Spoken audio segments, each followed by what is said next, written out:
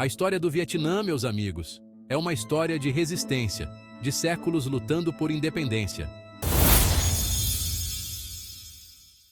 Imagina só, depois da Segunda Guerra Mundial, o movimento comunista vietnamita, liderado por Ho Chi Minh, um verdadeiro ícone, lutou com unhas e dentes contra os franceses para libertar o país. E a vitória? Ah, essa veio na Batalha de Dien Bien Phu em 1954, um marco. A França, sabe como é, teve que ceder. Mas a alegria da vitória veio com um gosto amargo. O país foi dividido. De um lado, o norte, comunista, firme e forte com o tio Ho. Do outro, o sul, apoiado pelos Estados Unidos.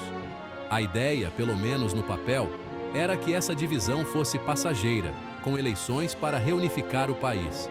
Mas, como a gente sabe, a vida real é bem diferente, né? As eleições nunca aconteceram, e o Vietnã se tornou um palco da Guerra Fria, com o norte apoiado pela União Soviética e o sul pelos EULA. Tensão pura.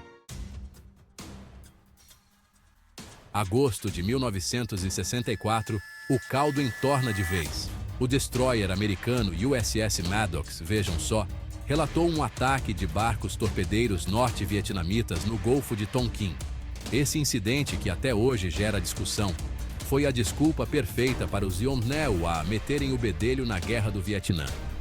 O Congresso americano então aprovou a resolução do Golfo de Tonkin, dando carta branca para o presidente Lyndon B. Johnson. Sabe como é, né? Fazer o que bem entendesse militarmente. E o que ele fez? Bom, aumentou o número de tropas americanas no Vietnã, e não foi pouco, não. A guerra pegou fogo. Bombardeios aéreos no norte que pareciam o fim do mundo e combates sangrentos no sul. Só que tinha um porém: os americanos não contavam com a astúcia do inimigo, que conhecia aquele terreno como a palma da mão. Janeiro de 1968, época de celebrar o Tet, o Ano Novo Vietnamita. Mas a alegria durou pouco. As forças norte-vietnamitas e os Vietcongs, que não estavam para brincadeira, lançaram uma ofensiva surpresa que pegou todo mundo de calças curtas. Apesar da vitória militar americana, a ofensiva do Tet mexeu com a cabeça dos americanos. As imagens da batalha, que apareceram até no Jornal Nacional, mostraram a crueza da guerra, abalando a confiança na vitória. A popularidade do governo americano foi para o buraco, e a galera começou a questionar: o que estamos fazendo lá? A coisa ficou feia, meu amigo, com protestos pipocando por todos os cantos dos ibérrimos. A Guerra do Vietnã virou um pesadelo para os EUA. E o que o povo americano fez?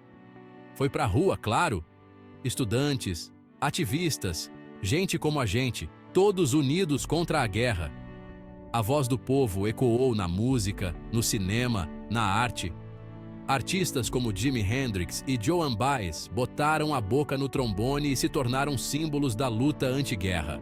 A pressão foi tanta que o presidente Richard Nixon teve que dar o braço a torcer e inventar a tal da vietnamização da guerra. A ideia era dar um jeito de sair da confusão sem perder a pose.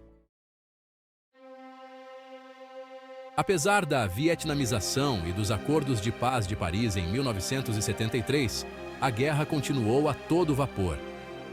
Em 1975, o Vietnã do Norte, que não estava para brincadeira, lançou uma ofensiva final e tomou Saigon no dia 30 de abril. A queda de Saigon marcou o fim da Guerra do Vietnã e a reunificação do país sob o governo comunista do Norte. Mas a que custo? Milhões de vietnamitas perderam suas vidas, sem contar os milhares de americanos e outros combatentes estrangeiros. A derrota e a divisão interna deixaram uma ferida aberta na alma americana. A Guerra do Vietnã deixou marcas profundas, tanto no Vietnã quanto nos Estados Unidos. O Vietnã, finalmente reunificado, enfrentou anos de vacas magras e isolamento internacional. Já nos Punsic, Iowa, a guerra ainda é um assunto delicado.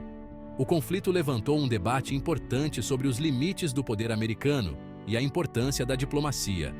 As feridas da Guerra do Vietnã moldaram a política externa americana nas décadas seguintes. A lição que fica, mesmo que amarga, é que precisamos aprender com os erros do passado para construir um futuro de paz.